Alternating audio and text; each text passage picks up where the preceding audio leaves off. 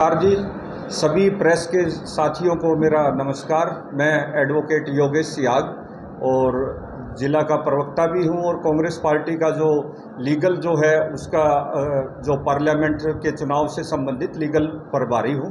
और हमारे साथ में है जो हमारा विषय है, जैसा कि आपने सभी प्रेस के साथियों ने कल देखा होगा कि जो भाजपा की लीगल टीम ने और भाजपा नेताओं ने कल जो हमारे डीसी साहब हैं, जिला निर्वाचन अधिकारी, उन्हें एक कंप्लेंट दी थी कि जो हमारे कांग्रेस पार्टी के कैंडिडेट हैं उन्होंने अपने नॉमिनेशन फाइल जो पेपर्स के दौरान जो कुछ तथ्यों को छुपाया है, उसके रिगार्डिंग उन्होंने कल कंप्लेंट दी है और उन्होंने एक पीसी भी की थी। तो आज की हमारी पीसी का मुख्य विषय इसी बात को लेकर है कि जो भाजपा पार्टी की हताशा और निराशा कल से बिल्कुल साफ जो हिसार के लोकसभा पार्लियामेंट्री में उनकी हार की बौखलाहट साफ जो हिसार की जनता के सामने आ गई है और जिस तरह से उन्होंने अपनी चुनाव में वोटिंग होने से पहले ही एक तरह से अपनी निश्चित हार मान ली है, उसका मैं आपको तथ्यों के सहित जवाब दूंगा कि किस तरह से उन्होंने अपनी हार मानकर और एक बौखलाहट में, और मैं जो उनके जो हमारे ही साथी हैं, कुलिक है, उन्होंने किस तरह से जो संविधान में जो कानूनी जो हमारा जो लीगल जो कानून क्या कहता है उस बात को भी नज़रअंदाज करके जिस तरह का उन्होंने जो पक्ष रखा कि उन्होंने बार बार जनता को बरगलाने का जो एक जो पक्ष रखा जनता के सामने, मैं और हमारी कांग्रेस पार्टी इस बात की घोर निंदा करती है और उनका जो बौखलाहट उनकी स्पष्ट आज हिसार शहर की जनता पूरे हिसार पार्लियामेंट के सामने है। अब मैं आपको इसका लीगल पहलू जो है वो आपके सामने रखना चाहूँगा। आप सभी साथियों ने देखा होगा कि कांग्रेस पार्टी ने 6 तारीख को हमारे प्रधान जी जयप्रकाश जी ने कांग्रेस पार्टी की तरफ से अपना नॉमिनेशन फाइल किया था और नॉमिनेशन के दौरान जो पेपर्स फाइल होते हैं उसमें कॉलम में जो स्पष्ट लिखा होता है कि जो आपने कोई भी आपके ऊपर अगर क्रिमिनल केस पेंडिंग है या डिसाइडेड है जिसमें आपकी कन्विक्शन हो चुकी है, उसका आपने रेफरेंस उसका हवाला देना होता है उसमें कि आपके ऊपर कौन कौन से केस पेंडिंग है या किन किन में आप कन्विक्टेड हो। नंबर 1 बात तो ये है जी। उसमें उन्होंने जो फॉर्म जो निकाला, जो नॉमिनेशन फॉर्म 2004 का वो नॉमिनेशन फॉर्म लेके ये बात कहते हैं कि उनके ऊपर 4-5 उन्होंने केस पेंडिंग बताए। उनका मैं हवाला देता हूं जो पेंडिंग केस का उन्होंने दिया। बरवाड़ा केस है, ये 397 नंबर FIR, ये 2003 में दर्ज हुआ था पुलिस स्टेशन बरवाड़ा, जो कि मैं आपको बताना चाहूँगा जो FIR कैंसिल हो चुकी है। फिर उसके बाद दूसरा जो दर्ज था ये था दूसरा मामला सुंदर वर्सेस JP ETC। ये कंप्लेंट फाइल की थी कोर्ट में। कंप्लेंट का ये होता है कि अगर कोई FIR ना हो तो 156(3) में इस्कासा कह सकते हो आप, इस्कासा उन्होंने दायर किया था, वो इस्कासा विड्रॉ हो चुका है जी।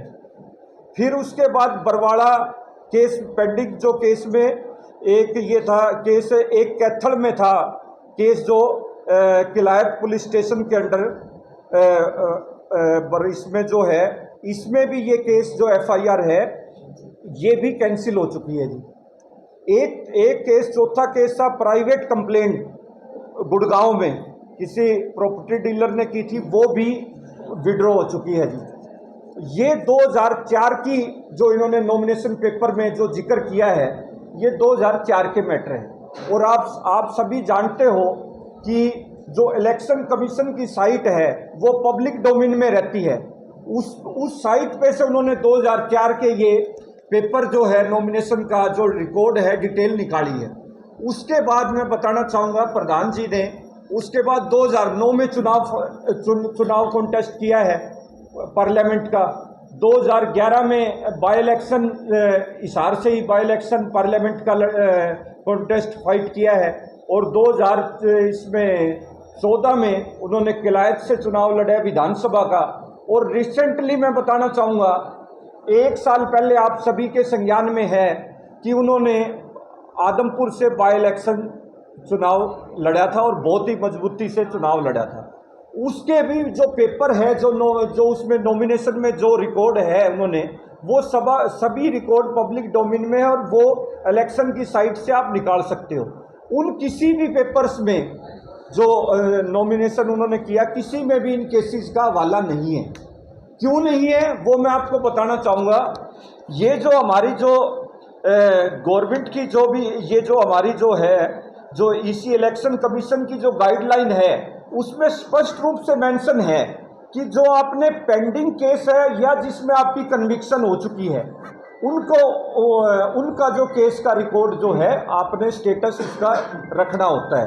अब आज के दिन कोई भी केस, और आज के दिन नहीं, पिछले 15-20 साल से कोई पेंडिंग ही नहीं, भाई वो आप उसकी बाद की डिटेल बता दीजिए। भाई उन्होंने कहा कि वो हमारे पास नहीं है।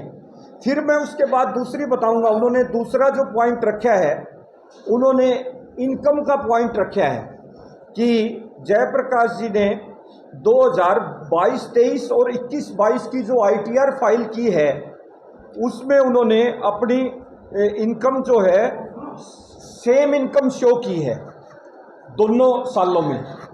तो ये भी जो मैटर है, सेम इनकम भी हो सकती है, ऐसा कोई रूल या गाइडलाइन नहीं है कि ITR में बिल्कुल सेम नहीं हो सकती। और वो भी जो उसका पक्ष रहता है ITR का, वो भी सारा वेरीफाई है।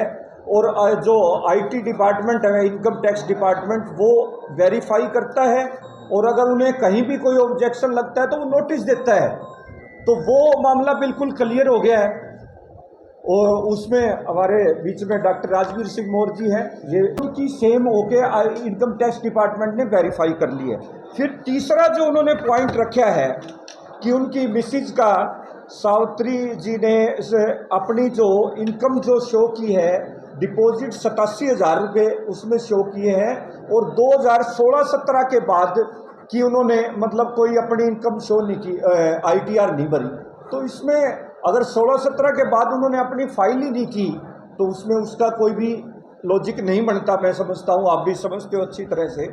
फिर इसके बाद एक जो हमारी जो सेक्शन आर्टिकल 329 है कॉन्स्टिट्यूशन में, उसमें क्लियर ये मेंशन है कि वो ये कहता है कि जब भी हमारे जो नॉमिनेशन पेपर है स्क्रूटनाइज हो जाते हैं, जिला निर्वाचन अधिकारी ने उनकी स्क्रूटनी की है, उन्हें वेरीफाई किया है, एक एक चीज़ वेरीफाई करके फिर सिंबल अलॉट किया गया है। सिंबल अलॉट करने के बाद अगर किसी की ग्रीवेंसीज है तो वो इलेक्शन 329 आर्टिकल 329 क्लियर ये कहती है कि वो इलेक्शन पेटिशन डाल सकता है। हमारा कॉन्स्टिट्यूशन ऑफ इंडिया और पब्लिक रिप्रेजेंटेटिव एक्ट में क्लियर ये मेंशन है कि अगर कोई आपकी ग्रीवेंसीज है, आप इलेक्शन पेटिशन में जा सकते हो।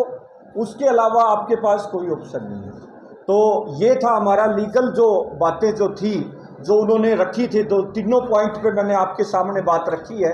और अगर मुझे ये लगता है जब उन साथियों ने इस तरह की कल आके अपनी DC साहब को अपनी कंप्लेंट दी है और बाकायदा जो उनके बीजेपी के नेताओं ने भी ये बात की है, तो उसमें उनकी हार की जो बौखलाहट है वो बिल्कुल नज़र आ रही है।